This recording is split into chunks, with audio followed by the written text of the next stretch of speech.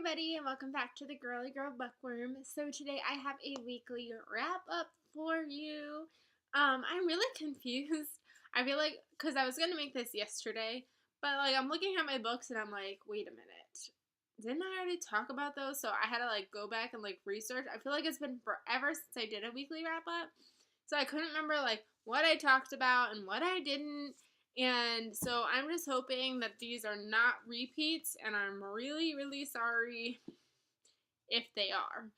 So the first book is Possessed by Gretchen McNeil. I just watched one of my videos where I talked that I started this book because I was kind of in a Gretchen McNeil kick and I wanted to read it.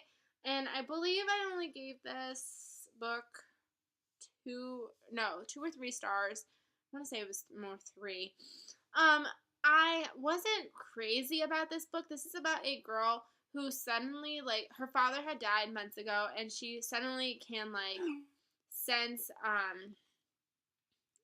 spirits, I guess, and, so she can kind of, exorcise them. She's involved with these priests, and they're trying to, exorcise these people. Not exorcise. You know what I'm talking about? They're trying to get these bad, evil spirits out of people.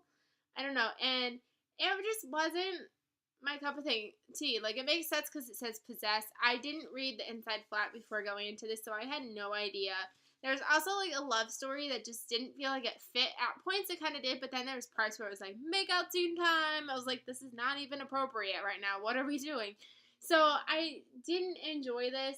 It's an interesting concept if you like possessions and things like that, but for me, that's not really my thing. So this is probably my least favorite Gretchen McNeil book, but it's just because it's just not a topic that I'm necessarily interested in. I'm noticing because a trend that I feel like I like her most recent stuff and then go back and then I stop liking it because I really like 10 and then I really like Get Even. But 359, actually I think 359 came out between those. And I wasn't a fan, and then I wasn't exactly the hugest fan of this one. It doesn't mean I don't like the author. I still really enjoy Gretchen McNeil's books, just this one wasn't for me. And then I read, let's see, I want to say I read this one next. Now these might be a little bit out of order because I can't specifically remember, but I'm almost positive I read this one Saturday. And that was The Marriage Trap by Jennifer Probst. I really liked this book. This is the second book to The Marriage Bargain. I think I like The Marriage Bargain a little bit more. They're more like companion novels. This follows the main character from the first book, her best friend, and the male character's sister. So she's in the other book, so I was excited to get into this one. And the male character that's in this is obviously a person from the previous book as well. And I thought it was interesting. A lot of this takes place in Italy, which I loved. Obviously, with it being The Marriage Trap, obviously something happens to get these two together.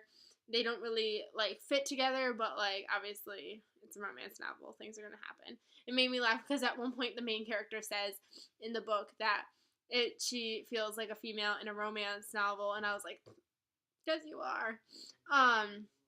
So I liked it. I think the one thing that kind of bothered me was a lot of it, she was like, well, he doesn't really love me. He doesn't really love me. And I'm like, girl, wake up. It was just stupid stuff like that.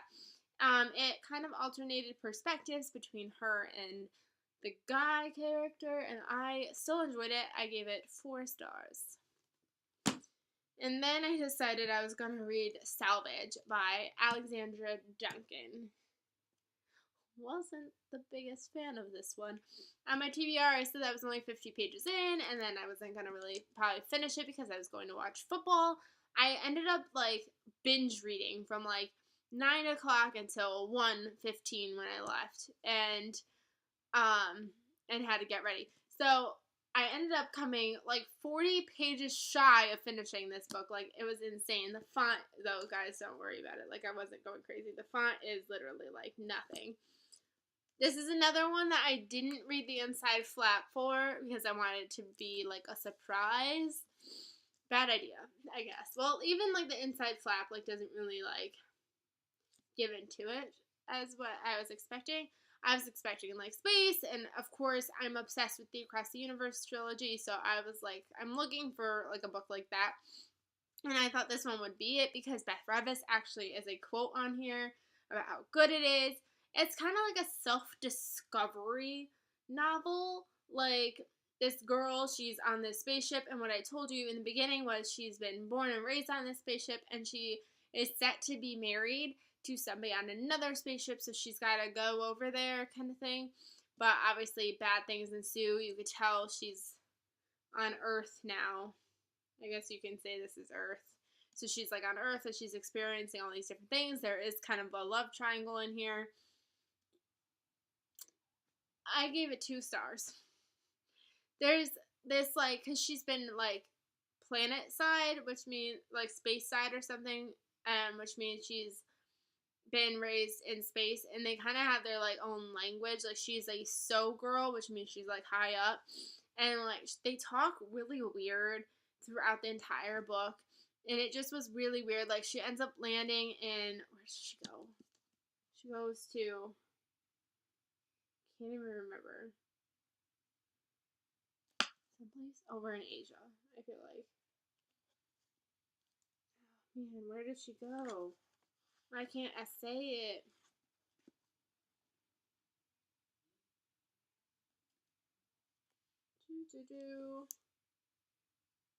Starts with an M. Oh my goodness.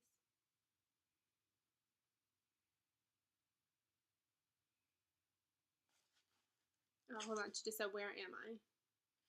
He's here in the Pacific.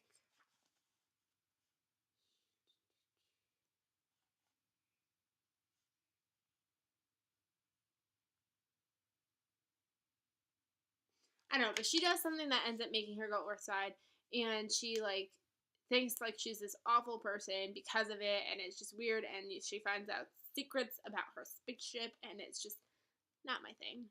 Not my thing. Did not have to be 500 pages, over 500 pages. This was like insane. Not a good book for me.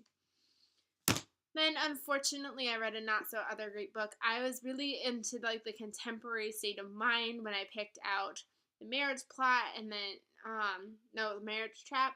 And so when I picked out my books, I was like, contemporary mood, yes. So I decided to pick up Easy, and not Easy. This is Breakable by Tamara Weber, which is the companion novel to Easy, and this like completes this series duology. This is told in Lucas's perspective, and I really, really liked Easy. I loved it. I think I gave it like 4 stars. I really enjoyed it for my first like new adult novel, and stepping like in the middle between romance and new young adult. I was interested, liked it. This one, not so much. Really, really boring. I was really bored throughout this entire book. Like, the very first day I read it, I only got through like 60 pages, and it literally bored me to tears, and I couldn't do it. It rotates between the Landon perspective and the Lucas perspective, and that bothered me. I mean, I understand the Landon part is kind of important because it has to do with how he becomes as a person, but it was just unnecessary, and it was just, he's very immature, and he's very immature even when you realize how he was during Easy. He's actually very creepy, to be quite honest. And like the book, like the author expected you to practically like memorize Easy, because it felt like I was reading like a documentary or something, because it was like, it left conversations completely out. It just kind of expected you to know what they were talking about. Like, it would be like, oh, I saw this, and I'm like, no, I need those details. Like, I know technically he doesn't know like Aaron and all them stuff at the points when he meets them, but I'm like, I need to know this. I need to know it. And like the conversations they'd leave out, like I was like, I don't even remember where that was, and I had to like reread it to make sure it made sense. And like the font is super tiny. I don't remember if it was like that for Easy, but this was just so slow. And then I didn't read anything Tuesday, and well, I read a little bit because I had a delay from work, and then yesterday I just powered through it. That's why I didn't make a video yesterday, because I was like, I need to finish this book right now, and that's what I did. And it just was not for me. I gave it 2 stars. It's just, when it was telling the Easy part, I was like kind of interested, and then, but it was just, no, why? I was so excited to read this, and then it just kind of just killed me. Killed me. I was really disappointed. I don't know what I'm going to read next tonight because I'm like, do I read this one? Do I read this one? I have no idea what I'm going to read, so we shall see what I read. And then an exciting thing came in the mail today because I wasn't sure if I was going to get it. I got Night Film by someone. Marisha Pessel. I was really nervous about getting this because, well, not getting it because I ordered on eBay from the same seller, trying to buy this book for like $3 and change last month.